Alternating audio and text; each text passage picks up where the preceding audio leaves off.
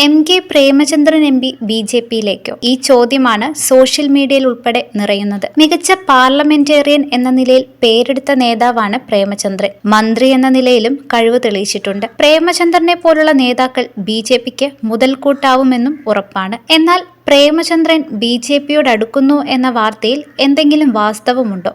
പ്രധാനമന്ത്രി നരേന്ദ്രമോദിയുടെ വിരുന്നിൽ പങ്കെടുത്തതിന്റെ പേരിലാണ് കെ പ്രേമചന്ദ്രൻ എം പിക്കെതിരെ ഈ പ്രചരണം നടക്കുന്നത്. വ്യാജ പ്രചരണം തള്ളി SP സംസ്ഥാന സെക്രട്ടറി ഷിബു ബേബി ജോൺ തന്നെ രംഗത്തെത്തിയിരിക്കുകയാണ്. എന്താണ് വിവാദമെന്ന് മനസ്സിലാവുന്നില്ല. സാധാരണ രീതിയിൽ അവർ ഭക്ഷണം കഴിച്ചു പിരിഞ്ഞു. മോദി കേരളത്തിൽ വന്നപ്പോൾ പിണറായി സ്വീകരിച്ചില്ലേ? സ്വീകരിക്കുന്നവരുടെ ലിസ്റ്റിൽ ഇല്ലാതിരുന്നിട്ടും പിണറായി പ്രധാനമന്ത്രിയെ സ്വീകരിക്കാൻ പോയില്ലേ? ഇതിലൊന്നും രാഷ്ട്രീയം കാണണ്ട. പ്രധാനമന്ത്രി നടത്തിയത് ഒരു യാത്രയപ്പായി കണ്ടാൽ മതി.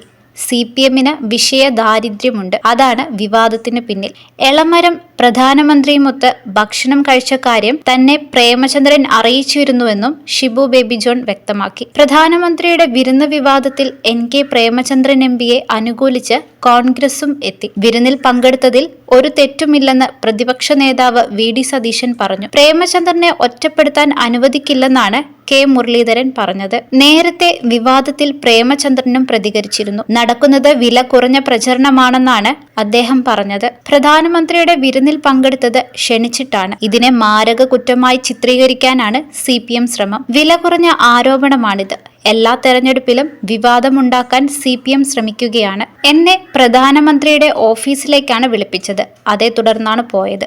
അവിടെ ചെന്നപ്പോൾ ഭക്ഷണം കഴിക്കാൻ കൊണ്ടുപോവുകയായിരുന്നു. പരസ്യമായി നടത്തിയ സൗഹൃദ വിരുന്നായിരുന്നു അത്. പാർലമെന്ററി രംഗത്ത് മികവ് പുലർത്തിയവരാണ് വിരുന്നിൽ പങ്കെടുത്തത്. ഇത് മാരക കുറ്റമായി ചിത്രീകരിക്കാനുള്ള CPM നീക്കം എന്നെ അറിയുന്നവർ തള്ളിക്കളയും.